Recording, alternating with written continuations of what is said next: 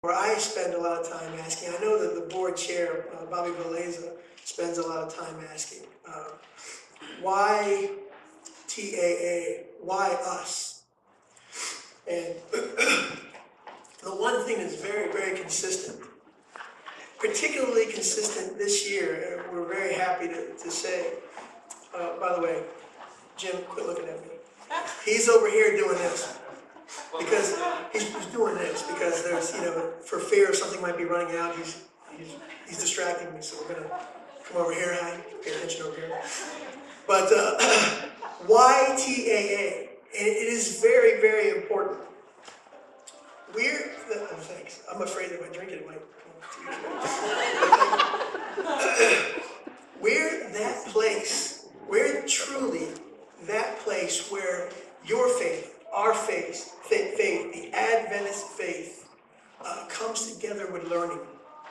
And it is in one house, our house. That's where our values, our spiritual commitment, they're practiced, they're modeled, and they're encouraged. At our school here at Tidewater Adventist Academy. In Chesapeake, Virginia. United States of America. The United States of America. In case we need more clarification on that, I'm covered. But we got that. Every one of those teachers, everybody who works at Tidewater Adventist Academy, they live, they worship, and they serve from within our very own community. So there's a huge degree of personal investment in the success of our school, your school. What is the mission of Tidewater Adventist Academy? What is the mission of any Adventist institution? It is to forward and advance the very basis of our faith. And that's found in Revelation. It's found in Revelation 14. What is that? Any feedback? What's in Revelation 14? Three angels' message. And a lot will say that we are there now. So we are here to advance and forward that message. Further, in Matthew 28, what would you find in Matthew 28? You find the Great Commission. I believe if you're wondering why, as an Adventist faith and why Adventist education, why we're there, you can go and gravitate around those two very things. We have at the beginning of this school year, well, actually into last year, Bobby Valeza brought up that analogy that you guys have seen at the children's story. It's the three-legged stool or three-legged table. That's vivid. It's very vivid. Your child is there on the surface, and the things that are holding up your child is the education in the home. That's you. The education at church. That's what we're here. And the education at school. So those three legs together will hold that child up, and it will do some special and marvelous things for that child relative to your very own community.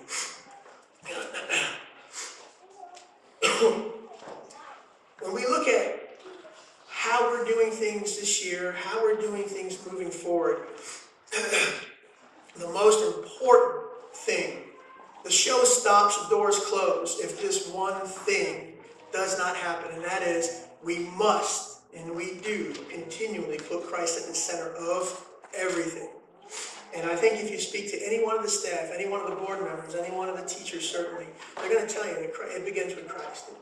Our day begins with worship, but it's not just beginning with worship.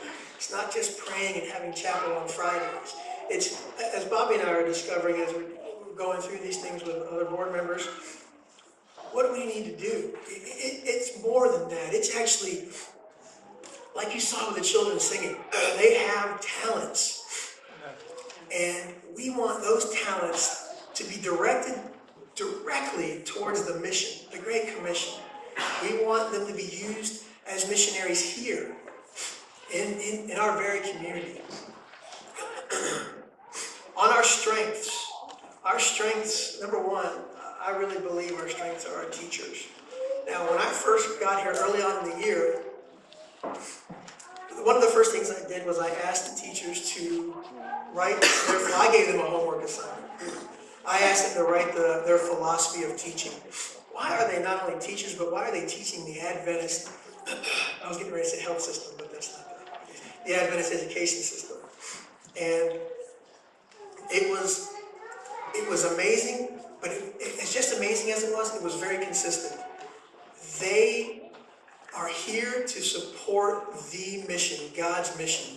They look at your children, and your children are more than just yours. Your children belong to them as well. And they have a spiritual investment that they're placing in your children, and a responsibility to draw out their talents. And for no confusion, they have a responsibility to educate your children completely.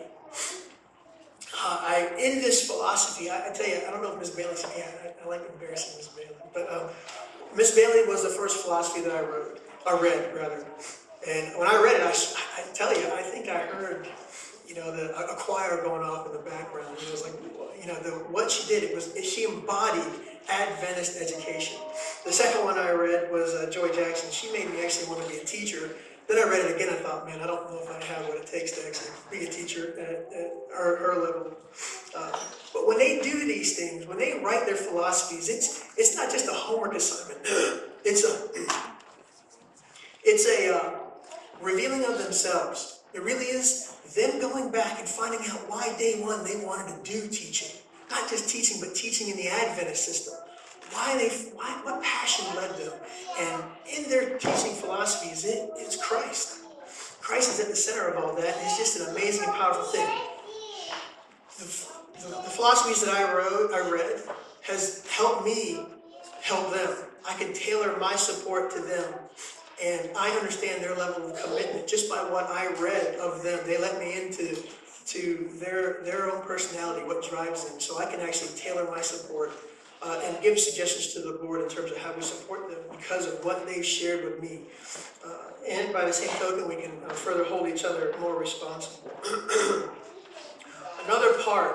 Another huge strength, and look around, these children came here, they were brought here by their parents.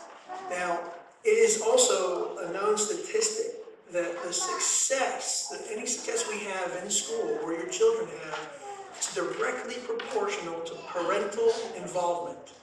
So the more involved the parents are, the more success we're going to enjoy. And that is ever more true this year. Now, everything's new to me because, as you know or may not know, I am in formerly in healthcare. I've been in healthcare administration. So coming into this, it's really a neat revelation, I guess, if you will. But it is true.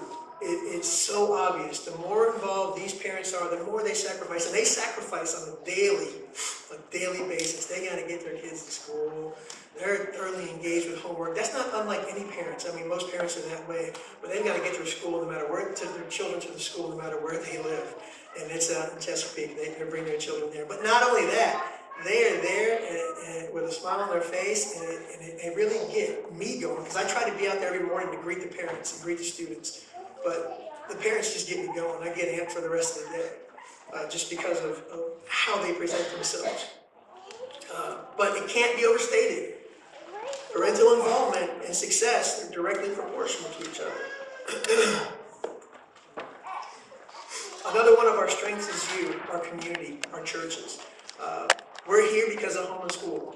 Home and school is a huge factor. Now, a lot of the home and school participants or members, they have their children here. Some don't, which is pretty neat in and of itself. They want to stay that much involved. Alumni. Alumni is always big support. We'd like to redefine our support, levels of support relative to alumni moving forward. We want the churches to understand that we're all in this one huge community together. And it is not the school community. It is not Virginia Beach Church, Norfolk Church, or any other church. It is the churches and the school in one community benefiting from each other. Together.